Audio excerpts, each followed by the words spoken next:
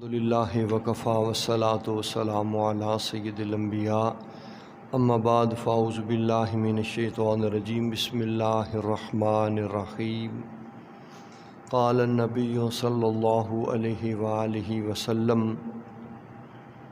اذا دخل رمضان فتحت ابواب السماء وفی روایت فتحت ابواب الجنہ وغلقت ابواب جہنم وسلسلت الشیاطین وفی روایت فتحت ابواب الرحمہ صدق اللہ مولانا العظیم وصدق رسولہ النبی الکریم الامین ان اللہ وملائکتہ یصلون علی النبی یا ایہا الذین آمنوا صلوا علیہ وسلموا تسلیما اللہم صلی علی سیدنا و اصحاب سیدنا وازواج سیدنا و مولانا محمد وبارک وسلم وصلی علیہ الصلاۃ والسلام علیک یا سیدی یا رسول اللہ الصلاۃ والسلام علیک یا سیدی یا حبیب اللہ الصلاۃ والسلام علیک یا سیدی یا رحمت للعالمین وعلی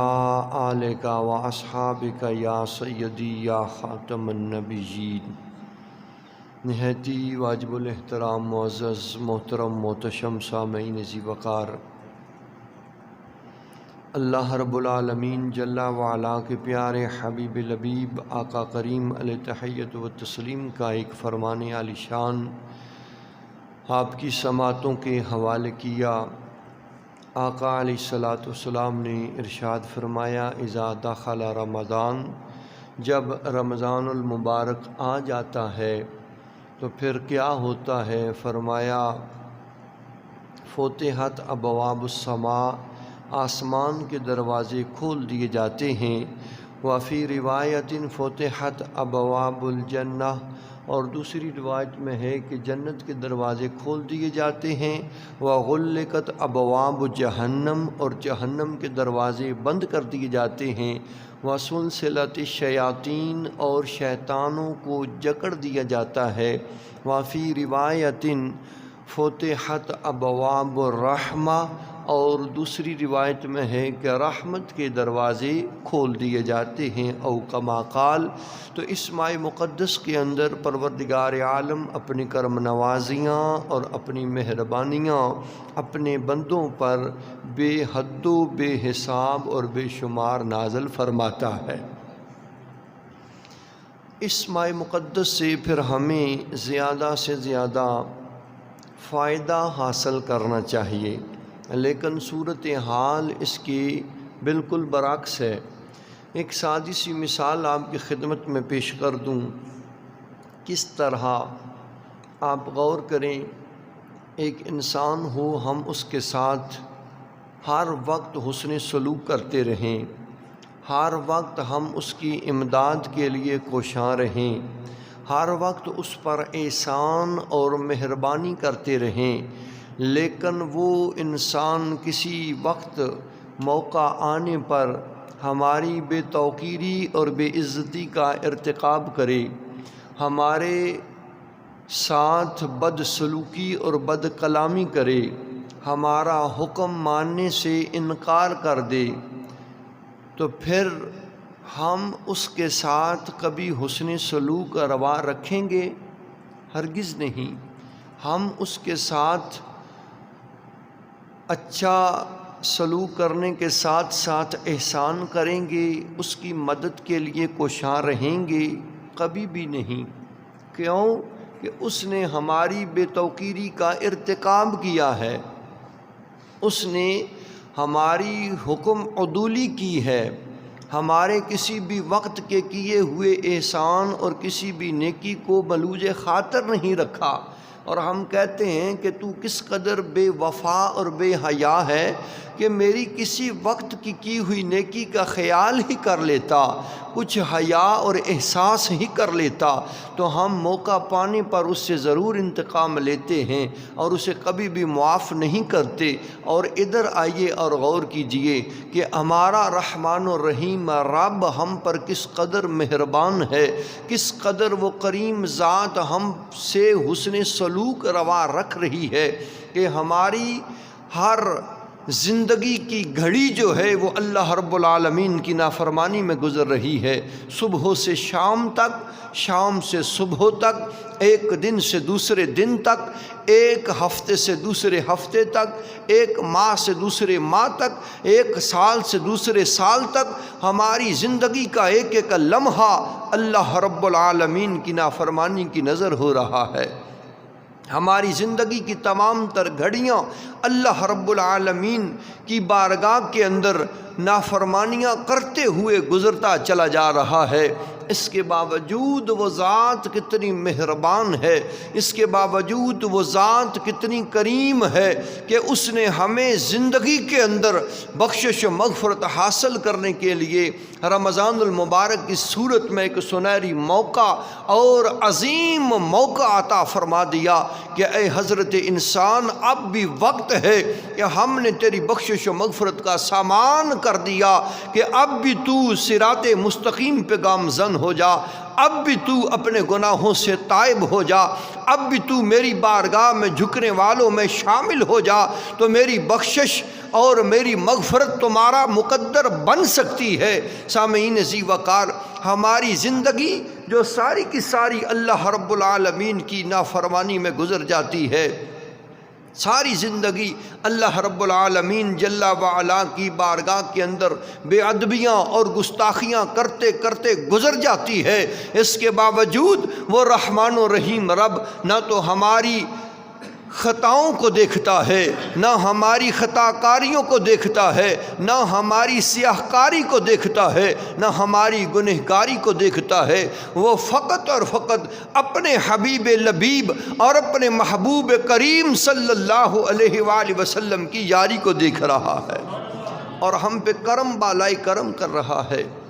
ہم اتنے حسین نہیں کہ وہ ہم پہ اس لیے مہربان ہے، ہم اتنے طاقتور نہیں کہ وہ اس لیے مہربان ہے، ہم اتنے زور آور نہیں کہ وہ اس لیے مہربان ہے، وہ مہربان اس لیے ہے کہ اپنے حبیب لبیب کی نسبتوں کا پاس فرما رہا ہے، اپنے حبیب لبیب کی محبت کا ہمیں فیضان عطا کر رہا ہے کہ وہ کریم رب ہماری گناہگاری کو نہیں دیکھ رہا، اپنے حبیب کی یاری کو دیکھ رہا ہے۔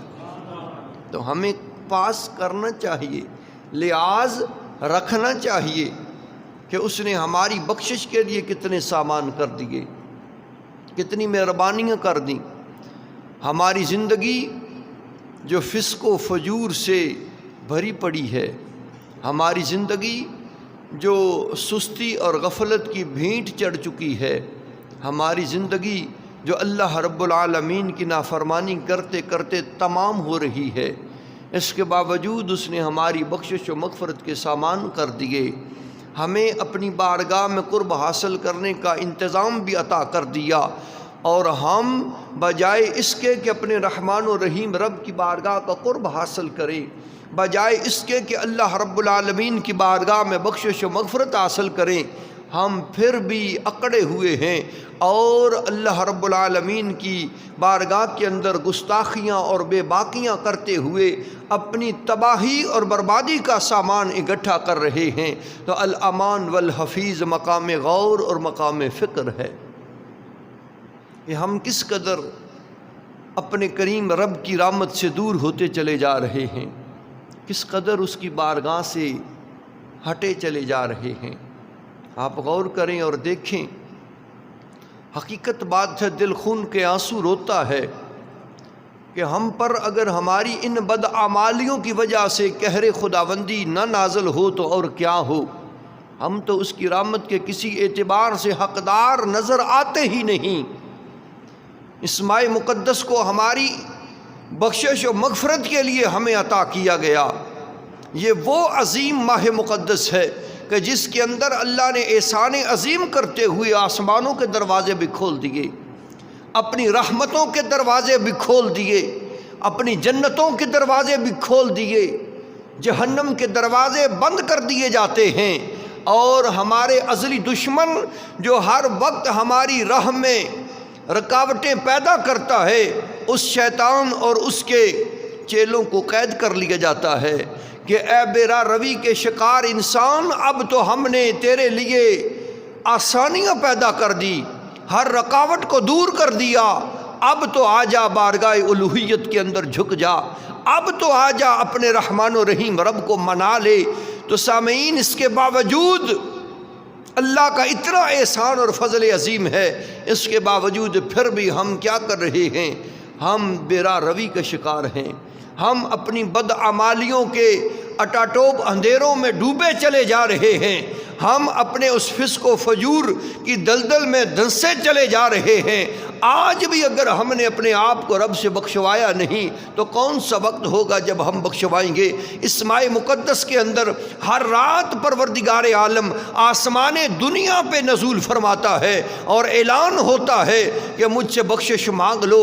اس ماہ مقدس کے اندر عبادت اور ریاضت کرنے والوں کو بخش دیا جاتا ہے اور دعا مانگنے والوں کو محروم نہیں رکھا جاتا، انہیں گوہر مراد بھی عطا کر دیا جاتا ہے۔ آؤ تو صحیح، لیکن ہم پھر بھی بھاگے جا رہے ہیں، دور ہیں۔ بڑے افسوس سے کہنا پڑتا ہے، شاید کوئی یہ سوچے کہ میں ہر بار یہ بات ضرور کرتا ہوں کہ ہم روزی کے پیچھے بھاگ رہے ہیں، تو یہ بات بالکل درست ہے، دکھ سے کرتا ہوں، افسوس سے کرتا ہوں، اس لیے کہ اللہ رب العالمین نے ہمارے رزق کو ہمارے مقدر میں لکھ دیا ہے، جو ہمارے نصیب میں ہے وہ اس نے مقرر کر دیا ہے۔ تو یہ روزی رزق جو ہے یہ مقدر میں لکھا جا چکا ہے، ہمیں اپنی آخرت کے لیے محنت اور کوشش کرنی چاہیے، لیکن ہم نے اپنی آخرت کو مقدر پہ ڈال دیا اور جو چیز مقدر ہو چکی ہے اس کی خاطر محنت اور کوشش کرنا شروع کر دیا اور دوڑنا بھاگنا شروع کر دیا۔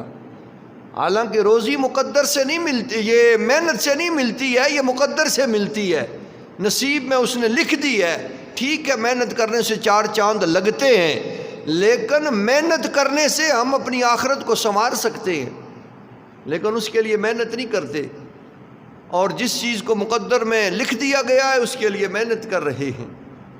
اور پھر آپ دیکھیں، غور کریں، لوگ موت سے بچنے کے لیے کوششیں کر رہی ہے، موت سے بچنے کے لیے کوشاں ہیں، حالانکہ کوشش کرنے سے ہم عذاب جہنم سے بچ سکتے ہیں۔ جس چیز کے لیے کوشش کرنی چاہیے اس کے لیے نہیں کر رہے۔ کوشش کرنے سے موت سے کوئی بچ نہیں سکا، نہ کوئی بچ سکتا ہے، البتہ کوشش کرنے سے جہنم سے بچایا جا سکتا ہے اپنے آپ کو، تو ہم اس کے لیے کوشش کریں۔ ہماری الٹی گنگا بہہ رہی ہے۔ تو سامعین اسی وقار، روزی ٹھیک ہے ہمیں سنبھالنی چاہیے، لیکن اس رمضان المبارک کا احترام بھی تو ضروری ہے، اس کا حیا بھی تو ضروری ہے۔ ہر ایک بندہ اپنے معاملات کو اچھے انداز سے سمجھتا ہے، تو کیا کم از کم ہم اس مجوسی جتنا بھی اس ماہ مقدس کا احترام اور اس کی تعظیم نہیں کر سکتے، جس نے اپنے بیٹے کو فقط اس لیے تھپڑ مارا تھا کہ تو مسلمانوں کے حرمت والے مہینے میں سر عام گلی میں کھاتا ہے، اس لیے تھپڑ مارا۔ تو اس نے کہا ابا تم بھی تو کھاتے ہو؟ اس نے کہا میں کھاتا ہوں لیکن اپنے گھر کے اندر چھپ کے اندر گھس کے کھاتا ہوں۔ احترام ضروری ہے، تو کیا ہوا احترام کرنے کی بدولت؟ اللہ کریم نے اسے موت سے پہلے دولت ایمان عطا فرما دی اور بعد از موت اسے اللہ نے جنت عطا فرما دی۔ ایمان کی دولت بھی نصیب ہوئی اور جنت کی بہاریں بھی اس کا مقدر بن گئی۔ تو کیا ہم ایک مجوسی جتنا بھی اس ماہ مقدس کا احترام نہیں کر سکتے؟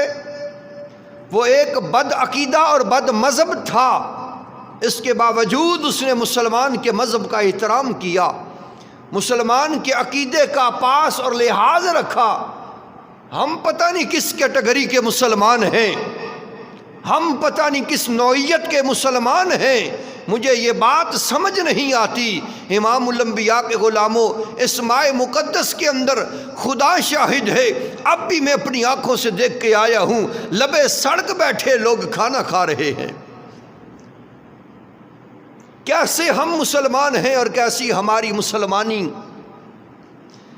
پھر یہ اللہ رب العالمین سے اعلان جنگ نہیں تو اور کیا ہے؟ ہم تو اللہ کے غضب اور اس کے عذاب کو دعوت دے رہے ہیں۔ بنی اسرائیل کے اندر ایک بزرگ گزرے ہیں، داموس۔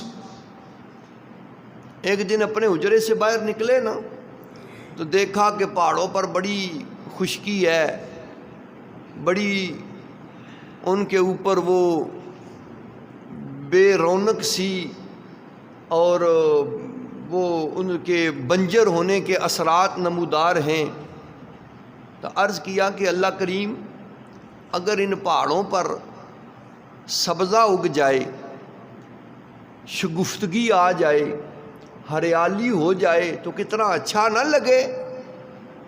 تو اللہ کریم جل وعلا نے پھر پیغام بھیجا، اے داموس تو کب سے اللہ کا مشیر بن گیا ہے؟ کب سے تو مشیر بن چکا ہے اللہ کا کہ تو مشورے دے رہا ہے؟ حالانکہ جو اللہ کی ذات جانتی ہے اور جو کرتی ہے وہ بہت اعلیٰ اور بہتر ہوتا ہے، ہماری عقل اور سوچ میں نہیں آتا، یہ الگ بات ہے۔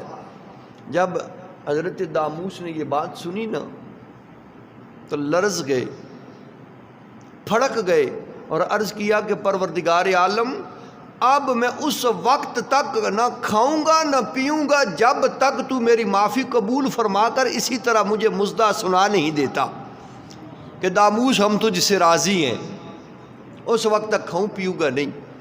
اپنے آپ کو مقید کر لیا، اپنے حجرے میں عبادت و ریاضت میں مصروف ہو گئے۔ کچھ ٹائم گزرا، رشتہ دار تھے، تعلقدار تھے، مجبور کر لیا آئیں ہماری شادی ہے تو شرکت کریں۔ بڑی مجبوری کے ساتھ جانا پڑ گیا، چلے گئے۔ جب فارغ ہوئے تو کہا کہ میں کھاؤں پیوں گا نہیں۔ انہوں نے کہا جناب نہیں، آپ کھائیں۔ کہا کہ نہیں، میں نے وعدہ کیا ہے کہ جب تک ادھر سے مجھے بخشش کا مژدہ سنایا نہیں جاتا تب تک میں کھاؤں پیوں گا نہیں۔ تو وہ لوگ جو اکٹھے تھے انہوں نے کہا نہیں، آپ کھائیں، ہم دیکھ لیں گے، جو عذاب ہوگا اسے ہم دیکھ لیں گے، اللہ کریم جو کرے گا ہم اسے سہ لیں گے، بس آپ کھائیں۔ یعنی کہ انہوں نے چیلنج کر دیا اللہ رب العالمین کے غیظ و غضب کو اور دعوت دے دی اور کہا کہ ہم دیکھ لیں گے اور سہ لیں گے، آپ کھائیں۔ انہوں نے کھا تو لیا، پھر پیغام خداوندی آ گیا کہ داموس اب اپنے آپ کو ان سے نکال لو، نکل جاؤ ان سے، پھر دیکھو ہوتا کیا ہے۔ داموس بھاگے اور ان سے نکلے۔ اللہ رب العالمین نے پھر حکم نازل کر دیا، پھر فرشتے نے ان ساروں کو اٹھا کے آسمان کے اوپر اٹھایا اور پھر زمین پہ دے مارا، اور سارے کے سارے وہ لوگ تہو بالا ہو گئے، تباہ و برباد ہو گئے، تہو بالا کر دیا۔ تو سامعین ذی وقار، کس کے اندر ہمت اور طاقت ہے اللہ رب العالمین کے غیظ و غضب کو سہ لینے کی؟ کس کے اندر اتنی جرأت ہے اللہ رب العالمین کے عذاب کا سامنا کر لینے کی؟ تو یہ جو آج ہم اللہ رب العالمین کی سر عام نافرمانی کر رہے ہیں، سر عام اللہ رب العالمین کی بارگاہ کے اندر گستاخی اور بے باکی کا ارتکاب کر رہے ہیں، یہ اسی طرح اللہ کے غیظ و غضب کو دعوت دینے والی بات ہے، اور اللہ رب العالمین کے عذاب کو سہ لینے کا دعویٰ ہے کہ جو ہوگا دیکھا جائے گا۔ تو معزز سامعین ذی وقار، کم از کم میں کہتا ہوں زیادہ نہیں تو اس مجوسی جتنا احترام کر لینا چاہیے، تاکہ ہم اللہ رب العالمین کے غیظ و غضب کا شکار نہ ہو جائیں، ہم پہ اللہ رب العالمین کا غضب اور اس کا عذاب برس نہ جائے۔ جب اس کا عذاب آ جاتا ہے تو پھر وہ قوموں کو، وہ بستیوں کو تباہ و برباد بھی کر دیتا ہے اور تہو بالا بھی کر دیا کرتا ہے۔ تو اس لیے آج وقت ہے کہ ہم اپنے آپ کو سنوار لیں اور اپنے آپ کو بچا لیں، وگرنہ اللہ رب العالمین کے عذاب کو سہنے کی کسی میں طاقت اور ہمت نہیں ہے۔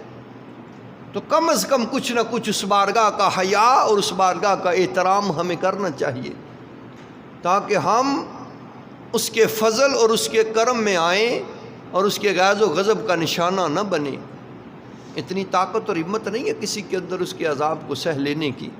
تو معزز سامعین ذی وقار، جب اس نے ہماری بخشش کا سامان کیا ہے تو پھر ہمیں اس سے اپنے آپ کو بخشوا لینا چاہیے، وہ تو اتنا مہربان اور اتنا کریم ہے کہ ایک عابد کے سجدوں سے زیادہ اس کی بارگاہ کے اندر گنہگار کے آنسو زیادہ مقام اور مرتبہ رکھتے ہیں۔ روایات میں آتا ہے 2 بھائی تھے، ایک عابد تھا اور ایک گنہگار تھا۔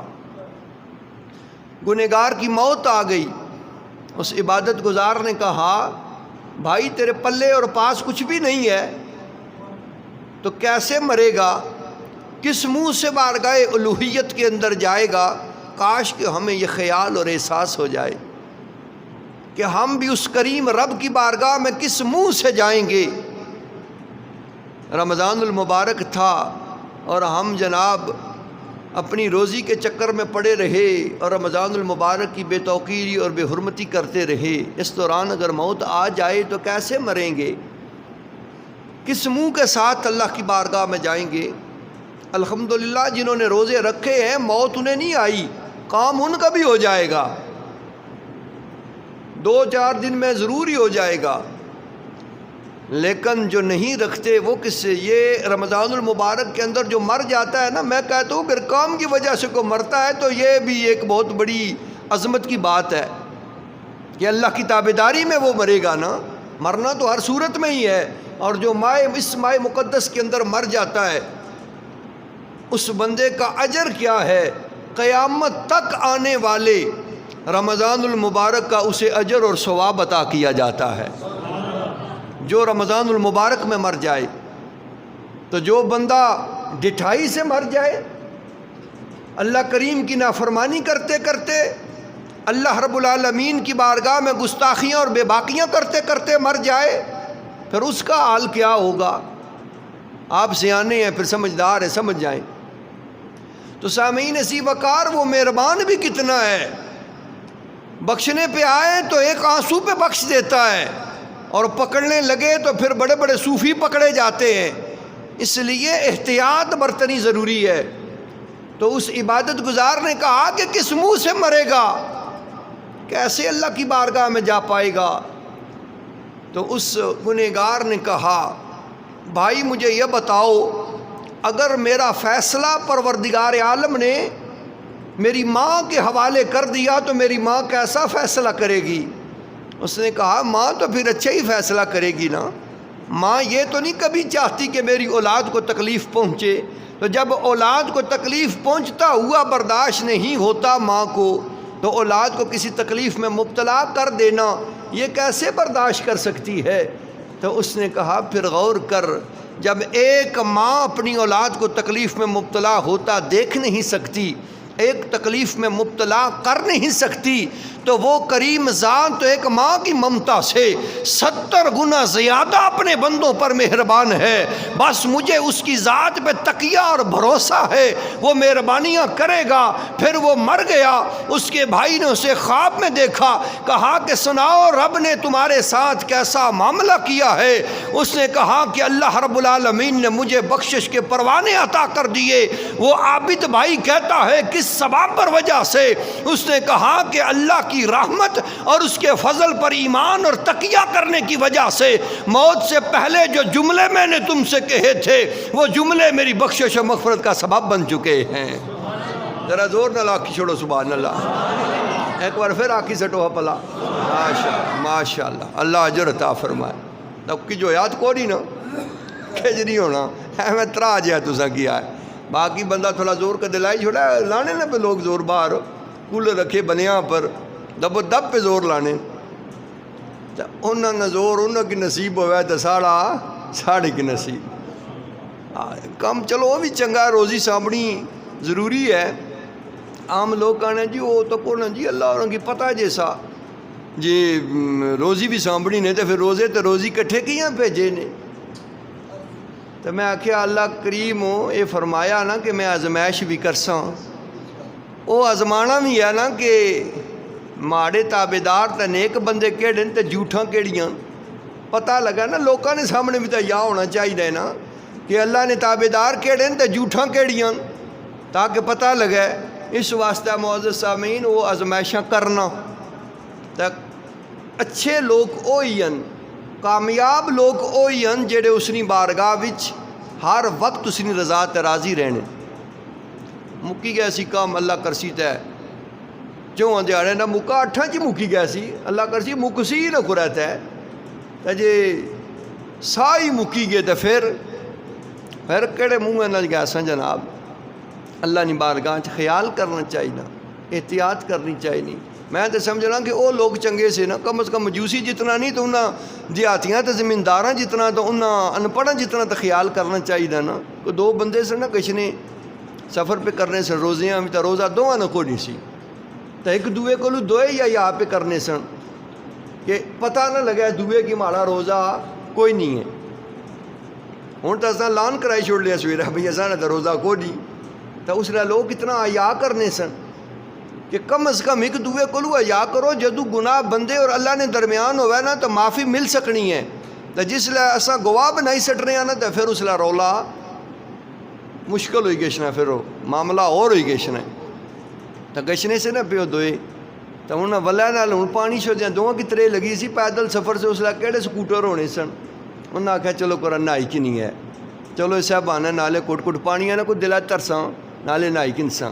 دوئے جنے بڑے ٹنے چ نانے ماریوں، ایکی ماری چومی دعا کھلتا رہا تو چومی والے تھلو کٹ پری کے دا تو دوہی اپرو پری کے دا. چلو نہ اس کی پتہ لگا نہ اس کی پتہ لگا. تو چومی باری کی جنا نے کہا اس کا بلے بلے تھلا تو بڑا جل ہے، اس کا اپر بھی کم بال ہے. ٹھیک ہے کام. اس واسطے معزز سامعین انہیں جتنا تو حیا کرنا چاہیے نا، چلو زیادہ نہ صحیح. وہ 4 گڈیاں ہی بندہ کول رہا پر رکھی چھوڑا لوکاں کی طرح نہ دسا ہے. اور تھوڑا بہت حیا کرو نا. سڑکہ پر تریا سامنے سمٹ گواہ پہ بنانے لوکاں کی تکو اساں بڑے جناب اللہ نے تابعدار ہاں. الامان والحفیظ، اللہ محفوظ فرمائے. جو بندہ معزز سامعین اکثر لوگ رمضان المبارک کو بھی برا کہتے ہیں، یہ بات بھی سننے میں آتی ہے. تو حدیث پاک کے اندر ہے کہ جو بندہ روزے دار کو روزہ رکھنے کی وجہ سے برا بلا کہے وہ کافر ہو جاتا ہے. تو جو روزے دار کو برا بلا کہے وہ کافر ہے، تو جو رمضان المبارک کو برا کہے گا وہ کتنا بڑا کافر ہو جائے گا، اس کے کفر کا عالم کیا ہوگا. تو اس لیے اہتمام کی ضرورت ہے. اور اللہ رب العالمین نے بڑا کرم فرمایا ہم پر. حضرت موسیٰ علی نبینا علیہ الصلوۃ والسلام، روایت میں آتا ہے کہ اللہ کریم نے فرمایا کہ ہم نے اپنے حبیب لبیب کے غلاموں کو 2 نور عطا فرمائے ہیں. آپ نے عرض کی اللہ کریم وہ نور کیا ہے؟ اللہ کریم نے فرمایا ایک قرآن کا نور ہے، دوسرا رمضان کا نور ہے. یعنی قرآن اور رمضان یہ 2 نور عطا کیے ہیں اور 2 اندھیروں سے نجات عطا کی ہے. یا اللہ وہ 2 اندھیرے کیا ہیں؟ فرمایا ایک اندھیرا قبر کا ہے اور دوسرا حشر کا ہے. تو سامعین اب غور کریں، جس انسان نے ساری زندگی قرآن کو ہاتھ لگایا ہی نہیں، جس نے ساری زندگی ماہ رمضان کا احترام کیا نہیں، اسے قرآن اور رمضان کا نور کیا حاصل ہوگا؟ اور اسے رمضان اور قرآن کے نور سے کیسے فائدہ حاصل ہوگا کہ جس نے ساری زندگی ان کی بے توقیری اور بے حرمتی کی ہے. اور جو انسان قرآن کو سینے سے لگائے رکھتا ہے، رمضان المبارک کو اپنی زندگی کا آخری رمضان المبارک سمجھ کر اس کا احترام بھی کرتا ہے، اس کے اندر عبادت اور ریاضت بھی کرتا ہے، پروردگار عالم اسے اس دنیا کے اندر بھی، قبر و حشر کے اندر بھی قرآن کا فیضان بھی عطا کرتا ہے، رمضان کا فیضان بھی عطا فرماتا ہے. اور جو بے توقیری اور بے حرمتی کرتے رہیں گے انہیں پھر کوئی فیضان حاصل نہیں ہوگا، ان کے لیے اندھیرے ہی اندھیرے ہوں گے. اور ان نوروں کی برکت سے ہماری قبر اور حشر کے اندھیروں کو اللہ کریم سویروں میں تبدیل فرما دے گا. اور جو بے توقیری اور بے حرمتی کرتے رہیں گے وہ اندھیروں میں ہی گرتے چلے جائیں گے. تو اس لیے ان چیزوں کا خیال کرنا چاہیے. جب اس کریم رب نے ہماری بخشش کا اتنا اہتمام اور سامان کر دیا تو ہمیں بھی اپنی بخشش کے بارے میں فکر کرنی چاہیے، غور کرنی چاہیے. پھر آگے اعتکاف ہے. وقت کافی مختصر ہو چکا ہے، باتیں کافی کرنے کو تھیں، تو اس لیے اب اعتکاف کے حوالے سے عرض کر دوں. اعتکاف 20 رمضان المبارک کو اللہ کریم جل وعلا جنہیں پسند فرمائے گا وہ بیٹھیں گے، جنہیں توفیق بخشے گا وہ اس سعادت کو حاصل کریں گے. تو یہ بھی بڑا عظیم اور بڑا مبارک عمل ہے اعتکاف کرنا۔ سنت محبوب علیہ الصلوۃ والسلام ہے، آقا علیہ الصلوۃ والسلام نے فرمایا کہ جو اللہ رب العالمین کی رضا کی خاطر ایک دن کا اعتکاف کرتا ہے، اللہ رب العالمین اس بندے کے اور جہنم کے درمیان 3 خندقیں پیدا فرما دیتا ہے۔ اور جو بندہ اللہ رب العالمین کی رضا کی خاطر ایمان اور اخلاص کے ساتھ اعتکاف کرتا ہے، اس کے پچھلے سارے گناہ معاف فرما دیے جاتے ہیں۔ اور اعتکاف کرنے والا اس طرح ہوتا ہے گویا کہ اس نے 2 حج اور 2 عمرے کر لیے ہیں۔ اعتکاف کا ثواب 2 حج اور 2 عمروں کے برابر عطا کیا جاتا ہے۔ تو یہ سعادت اللہ کریم عطا فرمائے، نصیب ہو تو اسے احسن انداز سے پورا کرنا چاہیے۔ یہ نہیں کہ بس اعتکاف بیٹھ کے کھایا پیا سو گیا، صبح سے شام تک، شام کو پھر سو گیا، اور صبح تک بس کھانے پینے کے لیے محلے والے خوب مال بھیج دیتے ہیں تو جناب 10 دن جان بنا لی۔ یہ مقصد اور مطلب نہیں ہے۔ اعتکاف کرنا ہے تو پھر اپنی جان کو تھوڑا وہ فرق لگائیں، عبادت کریں، اس لیے کہ حضور علیہ الصلوۃ والسلام نے فرمایا روزہ رکھنے سے اللہ کریم صحت و تندرستی عطا فرماتا ہے۔ اس روزے کے اندر ہماری 1000 بیماریوں کا علاج ہے، تو روزہ رکھنا چاہیے۔ اور جو خواتین بے اولاد ہیں ان کے لیے روزہ رکھنا بڑا ضروری ہے، کیونکہ روزہ رکھنے سے اولاد ہونے کے بہت زیادہ امکانات پیدا ہوتے ہیں۔ روزہ رکھنے سے ہمارا نفس ہمارے قابو میں آ جاتا ہے، صحت و تندرستی حاصل ہوتی ہے، بے شمار بیماریوں سے نجات حاصل ہوتی ہے، اللہ رب العالمین کی رضا اور اس کی بارگاہ کا قرب نصیب ہو جاتا ہے۔ تو اس لیے اس روزے کو اور رمضان المبارک کو ادنا نہ سمجھا جائے، معمولی نہ سمجھا جائے، حقیر نہ جانا جائے، اس کی تعظیم و توقیر کرنی چاہیے۔ اور ہم معزز سامعین فقط اگر روزہ کسی کا افطار کرواتے ہیں، یہ بھی آج کل بڑے شوق سے ہم عمل کرتے ہیں لیکن فائدہ حاصل نہیں ہوتا، اس لیے کہ ہم تو اہتمام کرتے ہیں روزے داروں کے لیے۔ اور پر 50 بندے ہیں تو شاید ان میں سے 5 لوگوں کا روزہ ہو، باقی سارے بال والے ہونے، جنہوں نے کم بال ہونا دیہڑی وہ سارے بال والے ہی ہونے، سارے کٹھے ہوئے۔ تو اس واسطے پھر وہ سیانے لوگ کہنے جنہیں کھوتیاں کو ایڑ نہیں جڑانا چاہیے نا، معاف کرے گل ڈاڈی ہے لیکن غور بھی کرنی چاہیے۔ اصا ہوں اہتمام کرنے ہیں روزہ کھلانے کا مثال ہے، جس بندے اہتمام کیتا اگی کے سڑے کس مانے کہ فائدہ ہو سی، ثواب ہو سی، تو روزہ ایک بندے نہ ہوئے تو سارے جناب منہ لمکائی کار رہے بڑی جناب علی بے شرمی نہ بس مری گیا تو بہت ڈاڈا لگانا، ہوں تو جناب وہ تھک بھی نہیں رہا منہ میں، سنگ سکا ہے، گلاں بڑیاں کرنے پھر اس طرح جناب دھوکھا تو سب بندے ہیں کہ دے سو اللہ کی طرح نہ دے سکنے، شرم کرنی چاہیے نا۔ اس نال تو بہتر ہے بندہ وہ پیسے کچھ غریب ہے کار سودا پوائی سٹا ہے، کچھ مسیتی چاہیے جو کچھ مدرسے بھی چاہیے جو کم از کم دیتے نہ فائدہ تو سی، پتہ تو سی کم از کم چنگی جائے دیتا۔ تو جس طرح جناب علی جس بندے نے روزہ ہی نہیں اس کی روزہ کیا جسا کھلا اس نے کیا خلاصو تسا، ایسے ایسے بھی جنے تھے جنہیں کہا بند کیتا ہی نہیں، کھلا ہی رہنا ساری زندگی۔ تو اس واسطے جب کہ روزہ کھلوانے کا بڑا اجر ہے، حضور نے فرمایا کہ ایک گھونٹ پانی یا دودھ سے یا ایک کھجور سے اگر کسی نے روزہ افطار کروا دیا، اللہ رب العالمین اسے میرے حوض کوثر سے جام کوثر عطا فرمائے گا، اور جنت میں داخل ہونے تک اسے پیاس نہیں لگے گی، اتنا بڑا اجر ہے۔ اور جو روزے دار کو پیٹ بھر کے خوب سیر کرائے، خوب اسے پیٹ بھر کے کھانا کھلائے، اللہ رب العالمین اسے بھی یہ اجر عطا فرمائے گا۔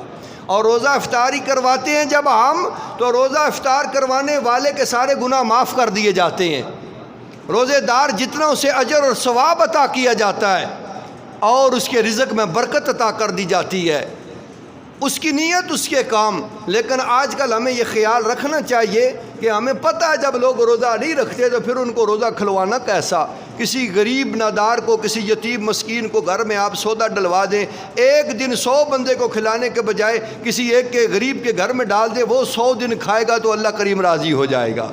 تو اس لیے معزز سامعین روزہ رکھیں، رمضان المبارک کا احترام کریں، افطاری کروائیں، اعتکاف کریں، جو بھی عمل ہو صدق دل کے ساتھ ہو، خلوص نیت کے ساتھ ہو، اللہ کی رضا اور اللہ کریم کی بارگاہ کو قرب حاصل کرنے کی غرض اور نیت کے ساتھ ہو، تاکہ نہ جانے اگلے رمضان المبارک میں ہم میں سے کون زندہ ہوگا، کون اس دنیا سے چلا جائے گا۔ یہ جو موقع کریم رب نے ہمیں عطا فرمایا ہے، اس سے خوب فائدہ حاصل کریں اور اللہ رب العالمین کی بے توقیری اور بے ادبی اور حکم عدولی کر کے اللہ کے غیظ و غضب اور اس کے عذاب کو اپنے اوپر حلال نہ کریں۔